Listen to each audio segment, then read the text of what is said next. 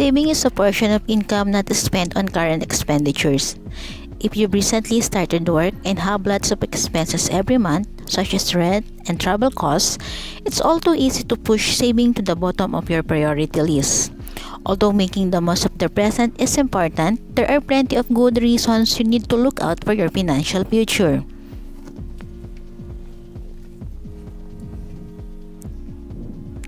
Unless you're happy to rely on the bank of mom and dad for handouts forever, and they may be less happy than you about this, you're going to have to stand on your own 2 feet financially eventually.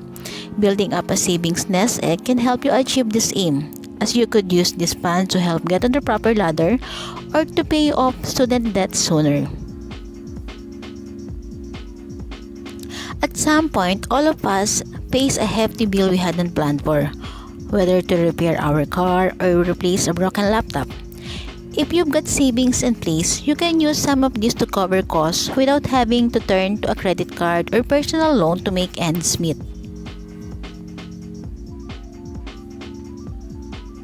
Suddenly finding yourself unemployed can be frightening, but it's something many people will experience at some point. Having a savings buffer in place to help cover your living expenses while you find a new job can provide you with real peace of mind.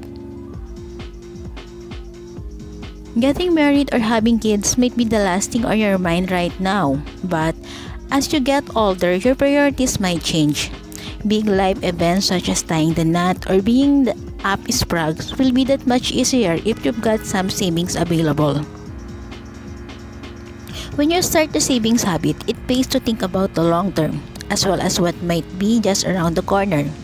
The state pension is unlikely to provide you with enough income to cover all your costs when you eventually stop work, particularly as the age at which you'll be able to claim it is moving gradually farther away. So the earlier you think about retirement planning, the better.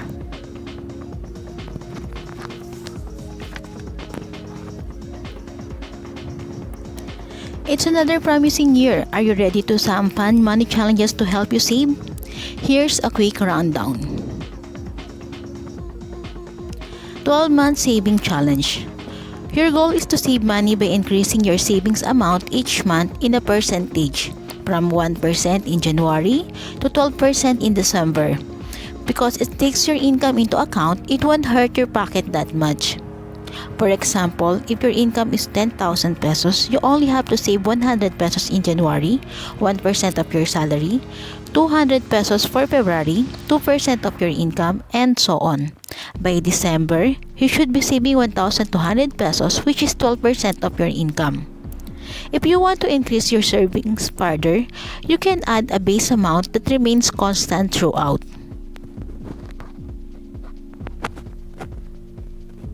50 peso challenge. The premise is very simple. Every time you get 50 pesos, you save it, no matter what. At the end of the year, all these unused 50 pesos will stack up.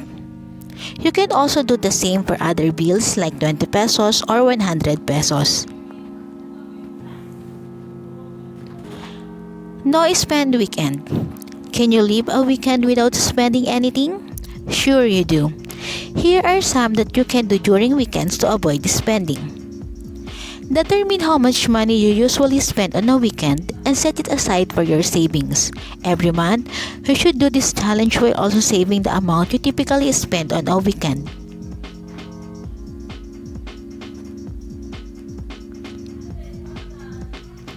Little Vices Savings Challenge. Seeing those cups of coffee, sticks of cigarettes, and even those little trinkets add to your cart don't help much in your savings. This challenge can help you get rid of them. To do this, take note of your spending-related vices and cut your spending for a set period. It can be few days, a week, or even a month if you're brave. Transfer the money you usually spend for your little vice into your savings account instead. Peso Sense Ipon Challenge. This challenge made popular by Peso Sense, the Philippine Financial Freedom Campaign. The challenge is very simple and fun to do. First, you just need to download their printable Ipon Challenge template, then paste it in a can. This will serve as your coin bank. You are required to save a specific number of coins and or bills. There are no specific rules on when to save money in your Peso Sense Ipon Challenge coin bank. You save as you please. If you are able to have a lot of extra during the 15th of the month, put more into it. And lastly, every time you deposit some money inside your coin bank, you will shade the circles as seen in the template. This is what makes the challenge fun, because the more circles you shade, the more excited you will get of filling up and completing the challenge. You don't need to have thousands of pounds available to start the savings habit. Even putting a small amount aside every month can make a real difference over the long term. Happy savings!